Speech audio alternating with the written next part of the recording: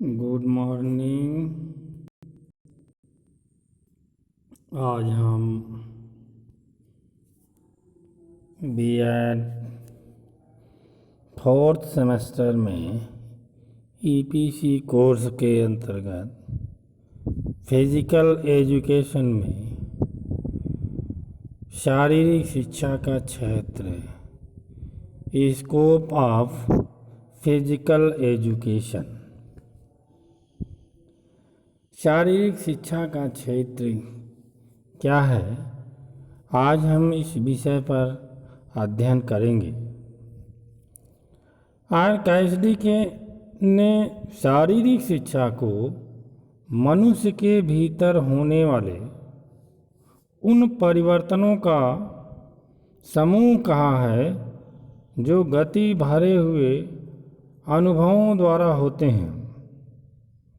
मनुष्य व्यक्ति के भीतर होने वाले इन परिवर्तनों के परिणाम स्वरूप न केवल व्यक्ति का शारीरिक पक्ष बल्कि मानसिक, सामाजिक, नैतिक एवं चारित्रिक पक्ष भी विकसित होते हैं।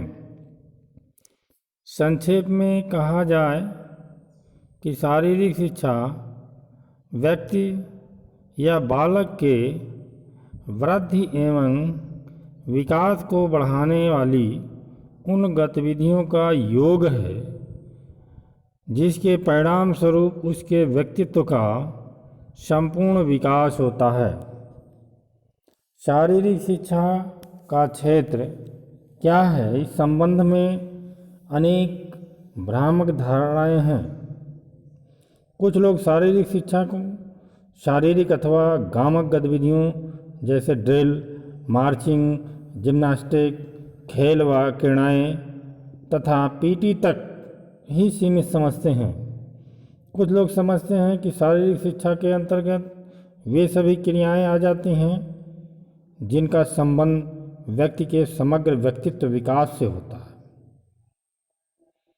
इस प्रकार शारीरिक शिक्षा का क्षेत्र अत्यंत विशाल है जिसमें अनेक प्रकार की वे शारीरिक क्रियाएं शामिल हैं जिनसे व्यक्ति के व्यक्तित्व का चौमुखी विकास होता है।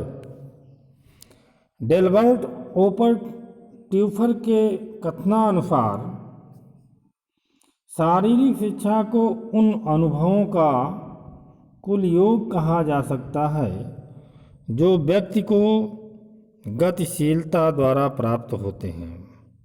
तो कहने का मतलब है कि शारीरिक शिक्षा को उन अनुभवों का कुल योग कहा जा सकता है कि जो व्यक्ति को गतिशीलता द्वारा प्राप्त होते हैं। जैसे होता क्या है कि हम कोई शारीरिक क्रियाएं करते हैं तो उससे पहले हमें प्रशिक्षण लेना ज़रूरी है। फिजिकली रूप से हम दुरुस्त हों, कोई भी कार्य करने के लिए, क्रिकेट खेलना है, कबड्डी खेलना है, फुटबॉल खेलना है, दौड़ लगाना है, तो सब में आपको ये अनुभव और कुल योग होना जरूरी है। शारीरिक शिक्षा का क्षेत्र के संबंध में कुछ कार्यक्रम आयोजित किए गए। पहला है activities related to game and sports, खेल कूद संबंधी क्रियाएं। प्राय खेल कूद व्यक्ति के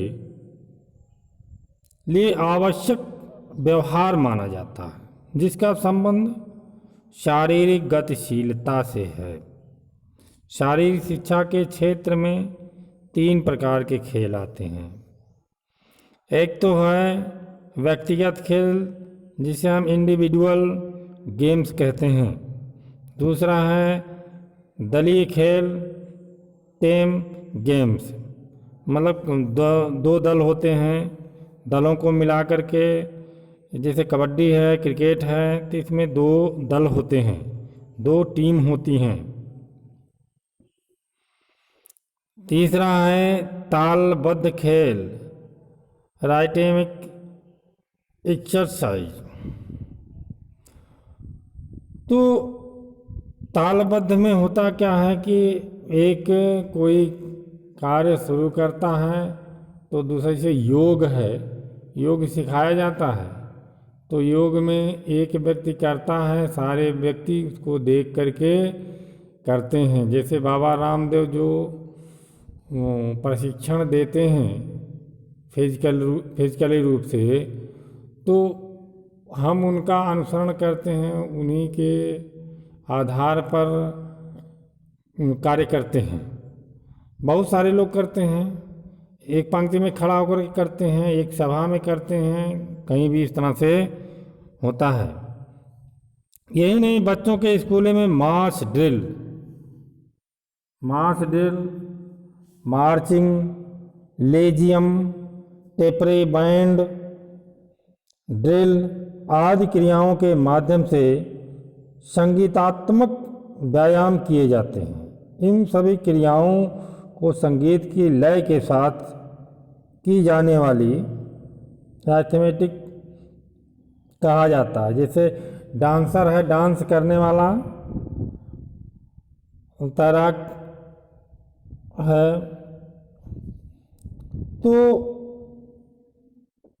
डांसर क्या करता है कि जो ताल बजता है, जो बाजा जिसको कहते हैं, बजाया जाता है, तो उसी धुन में वो डांस करता है, उसी धुन में वो नाचने का काम करता है।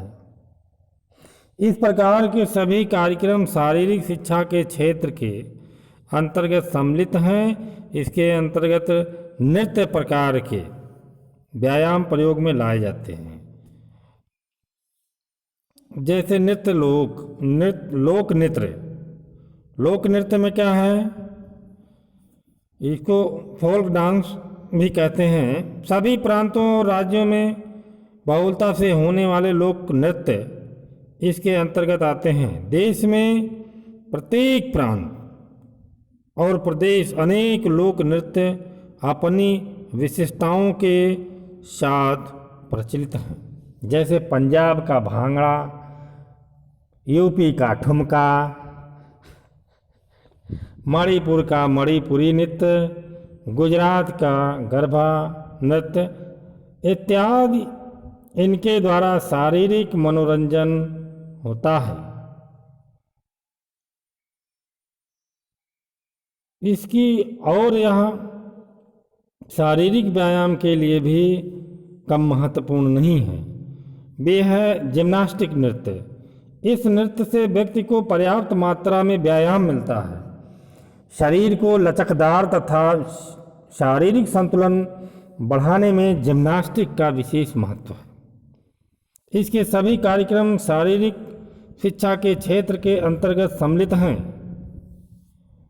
अगला सी है इसमें एरोबिक व्यायाम, एरोबिक डांस। यह व्यायाम जिम्नास्टिक से भिन्न नहीं है, परंतु इसमें संगीत के धुन पर व्यक्ति को तालबद्ध ढंग से अभ्यास कराया जाता है। इस प्रकार के व्यायामों का आज विशेष रूप से प्रचलन है। प्रचार, मीडिया, टीवी द्वारा भी इस प्रकार के व्यायामों का नियमित रूप से प्रदर्शन किया जाता है। प्रांतीय, राज्यीय, राष्ट्रीय एवं अंतर्राष्ट्रीय स्तर पर भी इस प्रकार की व्यायाम प्रतियोगिताओं का आयोजन बहुलता से किया जाता है। अब इसमें दूसरा पॉइंट है आधारभूत व्यायाम, फंडामेंटल एक्सरसाइज। इस आधारभूत व्यायामों द्वारा शारीरिक संतुलन को बनाए रखने का प्रयास किया जाता है। यह व्यायाम आम आदमी की जिंदगी से जुड़ा हुआ व्यायाम है, जिसके अंतर्गत चलना फिरना, चढ़ना उतरना, भागना आदि क्रियाएं सम्मिलित हैं। तीसरा है उपचारात्मक एवं सुधारात्मक क्रियाएं।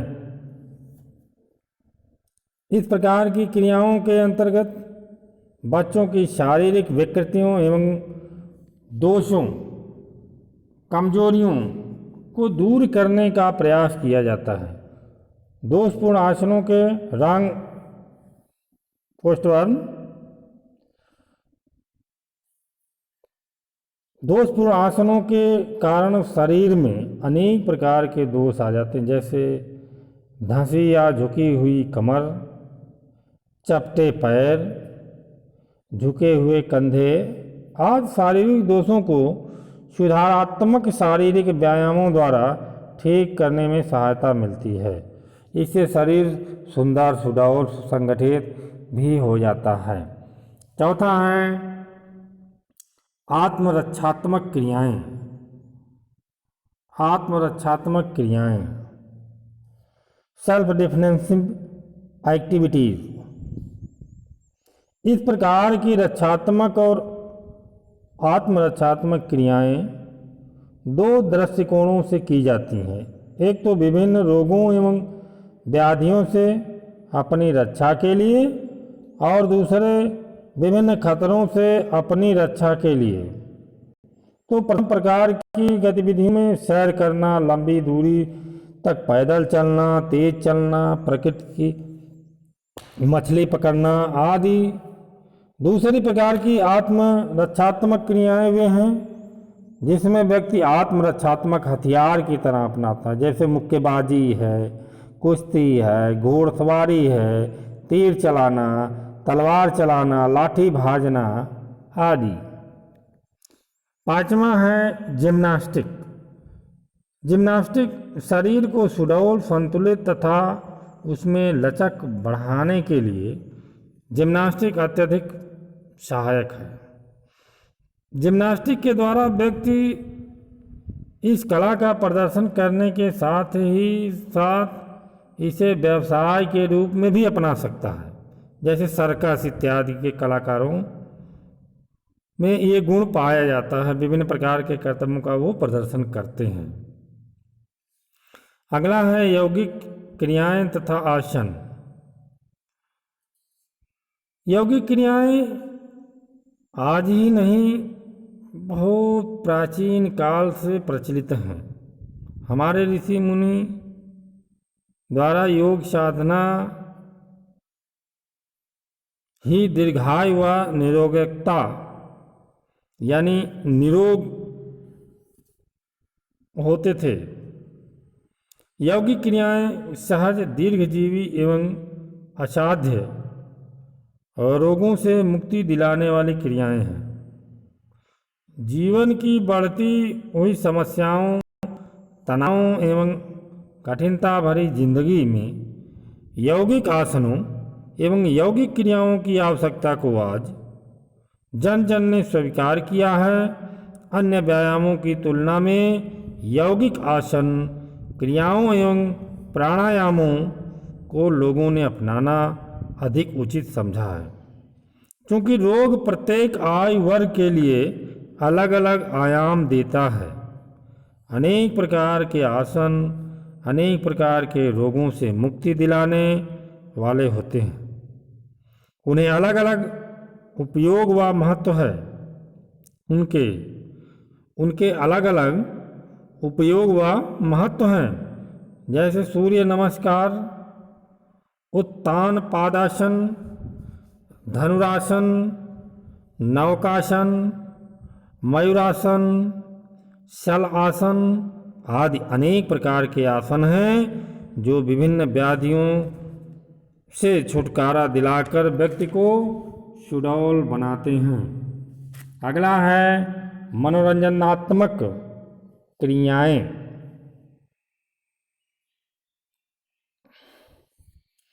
दिन भर की थकान और अवकाश के समय का सदुपयोग करने के लिए शारीरिक शिक्षा के अंतर्गत मनोरंजन से भरी क्रियाओं का भी प्रावधान है, जैसे कैंपिंग, पर्वतारोहण, सैर सपाटा आदि। इनसे केवल व्यक्ति तरोताजगी अनुभव करता है, बल्कि इससे व्यक्ति की मानसिकता को भी एक स्वस्थ दिशा मिलती है। इस प्रकार की गतिविधियां भी शारीरिक शिक्षा के क्षेत्र के अंतर्गत आती हैं। लास्ट है इसमें पूरक खेल, लेड अप गेम्स। यह खेल विशेष रूप से छोटी कक्षाओं में छोटी आय के बच्चों के लिए उपयोगी होते हैं। इन खेलों की सबसे बड़ी विशेषता यह होती है कि ये कम समय में खेले जा सकते हैं तथा इनके नियम भी बहुत सरल होते हैं जिन्हें सहज रूप से खेला जा सकता है। आज के वैज्ञानिक एवं आधुनिक युग में स्पर्धा की जंजीरों से जकड़ा हुआ मनुष्य केवल मशीनी जीवन जीने को मजबूर हो गया। परिणाम स्वरूप शारीरिक श्रम के लिए उसके पास बहुत कम समय रह गया है। इसमें भी कोई संदेह नहीं कि उसका अपने स्वास्थ्य के प्रति यह उपेक्षापूर्ण रवैया उससे दिनों दिन कुस्वास्थ्य, बीमारी और अन्य अनेक शारीरिक और मानसिक व्याधियों का शिकार बना रहा। परंतु अभी एक आशा की किरण बाकी है जिसे भावी पीढ़ी का मार्गदर्शन किया जा सकता है। Thank you.